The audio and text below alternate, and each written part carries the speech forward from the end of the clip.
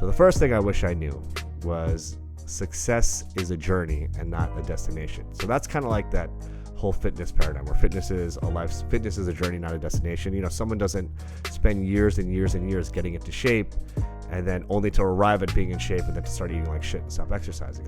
It just becomes part of your lifestyle. Working out, like lifting weights, you want to get bigger, you want to get more cut, you want to get more lean, your diet has to be more refined, and you just keep pushing the limits, you keep pushing your goals. Well, success is very much the same thing, right? And I kind of learned this the hard way. Like I had a little bit of money in my pocket. I didn't come from a lot growing up. I was very fortunate. My mom really worked hard and provided us with everything that we needed, but I wasn't driving around in fancy cars, or I never had the new Jordans, or the material things that that I wanted, like a Nintendo or whatever, a PlayStation, whatever was hot at the time. I was very fortunate that she provided me with a great education and a very solid work ethic. When I had arrived at having a successful business and making money, I kind of I went crazy. I bought a lot of fancy cars. I had a Bentley and I had a Ferrari and a Range Rover and all this stuff. And I kind of had to go through that to learn that that's not really what success is about. It's not about having these material possessions. You kind of become a slave to these things. And I still like nice things. I still have nice cars and the things that always wanted growing up, I guess I should say. But I don't need 10 of them, or I don't need 5 of them. Once I had arrived at that stage, the trap that I fell into, and this I actually learned from one of the books that one of my buddies gave me, Connected to Goodness by David Meltzer, and he basically defines the stages of success. One of the stages that he describes is something called the arriver stage, which is kind of where I was. I quote unquote arrived, and I had all these like material things that you would equate with success, but it was a very empty time in my life. And there's basically a couple of things that can happen when you're at the arriver stage. You can either stay at the arriver stage and sort of be unfulfilled, as I was, and I lived there for a few months. You can fall from the arriver stage and basically like you lose all your success, or you can elevate yourself from the arriver stage and push yourself to your potential. You don't coast, you just kind of really keep striving. For me, that dinner I had with my buddy really kind of put my mindset right, made myself want to push myself to push past the arriver stage. So fortunately, like living in that stage was very short-lived for me. But, it really made me understand that, once you hit a certain plateau, the goal is not to stay at that plateau. The goal is to push yourself and get to the next plateau. Now, whether that's relating to fitness or nutrition, and right now we're talking about, professional success or business success, I have learned that my happy place is pushing myself beyond whatever level I'm at. So that's what really motivates what I'm doing right now. This podcast is in a large part motivated by my efforts to touch more people, my Instagram channel, my YouTube channel, all of these things, and I put a tremendous amount of effort into all of these things, but it really gives me a lot of fulfillment. If I get a direct message from a high school kid who says he's going to be the first person in his family to go to college, and he's been binging on my content, and he wants to be a doctor, but he always thought it would be so lame to be a doctor, but like going through my content, he realized that being a doctor could be cool.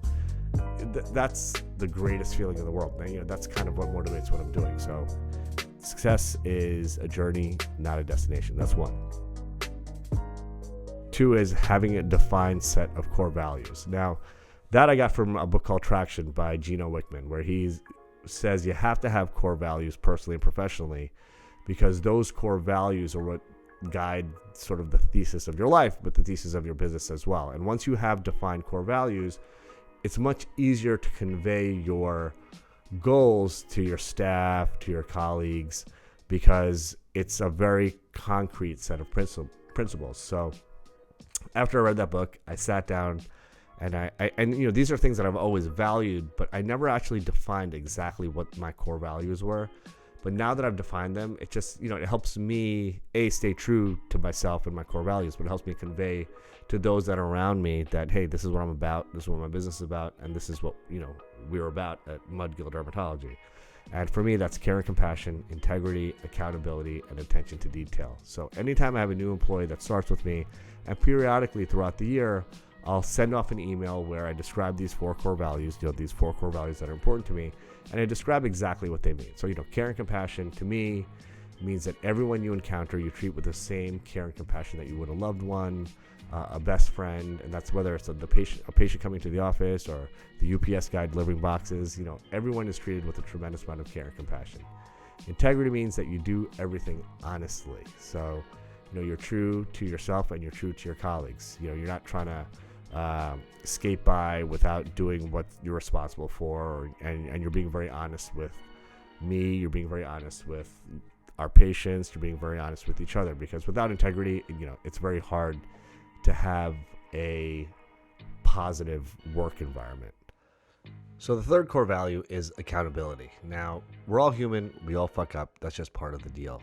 But accountability means to me that if you make a mistake, you are introspective, you try to determine what caused the mistake, and you implement a very specific personal fix to prevent that mistake from happening again. Now, if you make the same mistake over and over and over and over again, there's no accountability there. It basically means to me that you just don't give a shit, and you're just kind of going through the motions. But if you try to implement a fix and you don't make the same mistake because of that fix you implemented, that's accountability, and that's how you just get better. The last core value is attention to detail. Now, this one really is very, very important to me. Anyone who's great at anything that they do, whether that is a professional athlete, a musician, a ballet dancer, whatever it is, it's that attention to detail that separates mediocrity from excellence. Tiger Woods, Serena Williams, Michael Jordan, Bruno Mars, John Mayer, all of these individuals are so good at what they do because they're so attentive to the little minor details. And that's what makes, if you're in a sea of excellent people, so take like Michael Jordan, for example, he's amongst elite athletes. Everyone that he's playing against is the best of the best. They made it to the NBA. They are elite. But Michael Jordan was elite amongst the elite. Kobe Bryant, elite amongst the elite. LeBron James, elite amongst the elite. Steph Curry, elite amongst the elite. Kawhi Leonard, elite amongst the elite. The reason why these guys are a step above everybody else, it's not because of some natural God-given talent. It's because of the way that they are attentive to details and practice and practice and practice and practice to refine their craft. Steph Curry, he's not just born shooting three-pointers from half court. He's practiced that a gajillion times. And he's putting in that extra effort, that attention to detail to hone his craft. And, that to me is the X factor. It's what separates great from good. So my core values are care and compassion, integrity, accountability, and attention to detail. And defining them has been very helpful for me as an individual, but it's also been helpful for me running my business. So I wish someone had told me to do that sooner. Be slow to hire and quick to fire. Now that's a straight up Gary Vee phrase, and that's I read a bunch of his books, and he's a guy that really inspires me.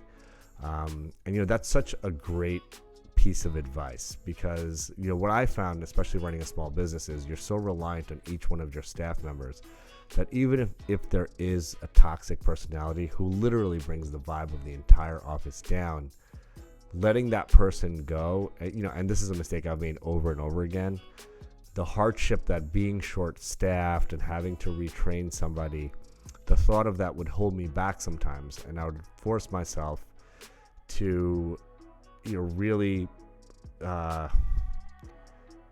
suffer through having a toxic environment at times in my office because I was too lazy to go through the hardships of retraining somebody and finding a replacement. And I've gotten much better at that as the years have gone on. If someone is a negative force in the office, we are quick to let them go. And if someone is great, they're rewarded for that. And really creating a positive work environment and a place where people want to be. We should have fun while we work. You need to work hard, but it should be fun working hard, and you need a great group of people around you to be able to do that and to fulfill that. And the only way to really do that is be careful about who you bring into your team, but be quick to let someone out if they're not vibing with the rest of the office and they're bringing other folks down. So that's something I wish I learned a lot earlier. The fourth thing is systemizing your office. So this I learned from Michael Gerber's book, The E-Myth Revisited. And, he's a big proponent of systemizing each job. So what I did was, after I read that book, I came back and I literally made a 20 or 30 point checklist for each position in my office, and I have my staff fill out that checklist and send it to me at the end of the day. Now, the reason why I think that's important, and it was hard to get people to kind of like, especially my existing employees, to kind of believe that this was beneficial. But with new hires, that's kind of the way they start. So there's not like a really shift in what the requirements are. Having a specific checklist for each position accomplishes two things. One is it's a checklist, so you're able to make sure all your I's are dotted and your T's are crossed at the end of the day. And it might sort of remind you, oh, you know what, I forgot to do that one particular thing, and then you go do it, so that at the end of the day you've done everything that's required of you. And there's a sense of accomplishment that goes along with doing that for the person who's filling out that checklist. Like for me personally, I love doing dishes because, well, my wife will tell you that I don't, but actually, the act of washing dishes, I don't like putting dishes in the dishwasher, but washing dishes is, you have a great sense of accomplishment when you're done with it. You wash the dishes and you've completed this very defined task, and it's sort of like doing a checklist. You just go through them, you complete a very defined task. When you do a checklist, you make sure you've done everything you need to do for the day, and you have a feeling of accomplishment from doing that. The second thing I've found with having a checklist is it's very easy to train new staff, because there's basically a very defined set of goals that need to be accomplished each day.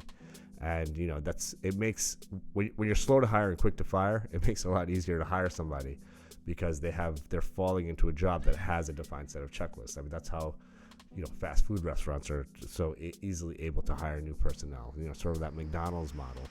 But that model is really applicable to any business, even a small business like mine. And that's something I wish I did from day one. I mean, I implemented that in year 8, but if I had done that in year 1, it would have made the prior 8 years a lot easier. So that's certainly something I wish I had done.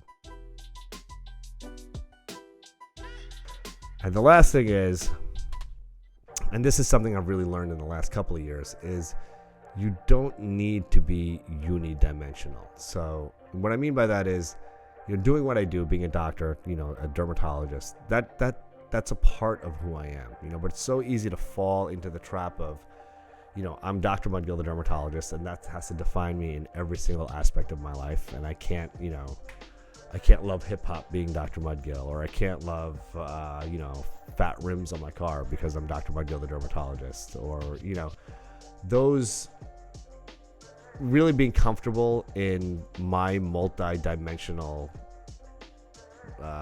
the multi-dimensional aspect of who I am has really been very liberating for me. And it's not that I was suppressing those things, but you almost feel like at times when you're running a business, or you're like in this role of you're a doctor, you're a teacher, or you're a lawyer, that you have to sort of abide by the paradigms or whatever the stereotype of that particular, role is in society.